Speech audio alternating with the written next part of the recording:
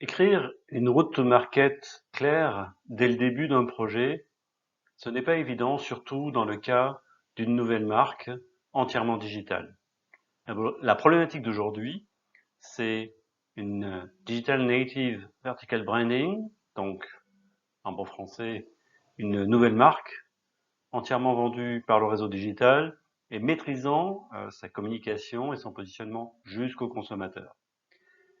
Malheureusement, comme beaucoup de nouvelles marques, notamment dans le segment de la beauté et des produits naturels,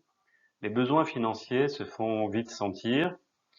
et pourtant les investisseurs sont de plus en plus regardants et demandent des preuves de concept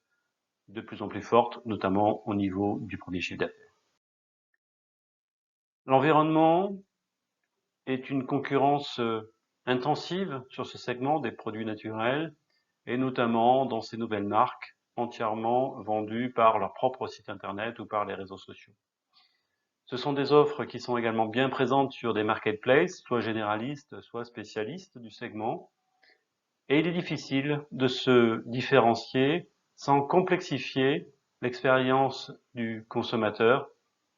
et donc il est important de trouver de vrais arguments à présenter aux consommateurs. Alors les solutions traditionnelles aurait pu être de profiter de la puissance des marketplaces et de passer par ces marketplaces pour présenter son offre dès le début. Ça aurait pu être également de focaliser sur un ou deux produits locomotives avec des arguments forts et puis de mener une campagne de recrutement vers le consommateur en B2C, massive et hyper ciblée. L'inconvénient de ces solutions traditionnelles, c'est que les marketplaces sont assez gourmandes en frais et donc engendrent une perte de marge forte qui diminue l'intérêt de la preuve de concept. Il faut aussi tenir compte des coûts logistiques de la vente directe vers le consommateur. Chaque colis coûte et chaque colis sur ce genre de produit a une valeur moyenne assez faible, une bonne régularité de commande, mais une distance entre les commandes assez importante, ce qui fait que chaque consommateur a finalement un chiffre annuel assez faible. Et ensuite, une campagne très ciblée a des coûts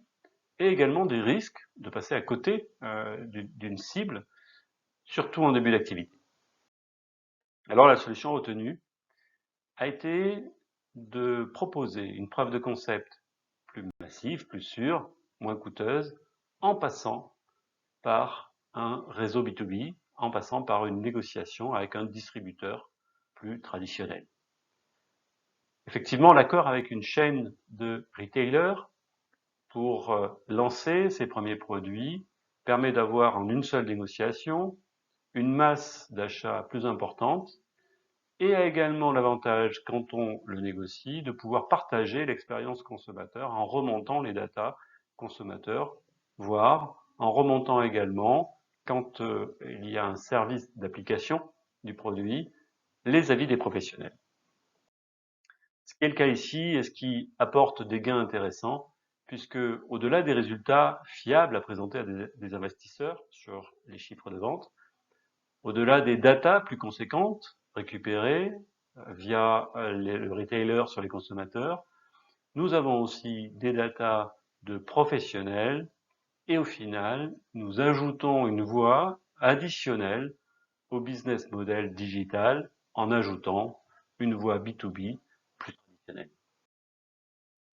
Il a fallu 2 mois pour réécrire la route to market, 4 mois de négociation et d'installation d'un test avec un retailer, ce qui a permis de présenter des chiffres et d'envisager une levée de fonds dans les 6 mois suivants. Voilà comment transformer une contrainte urgente en preuve de concept et de nouvelles voies de business.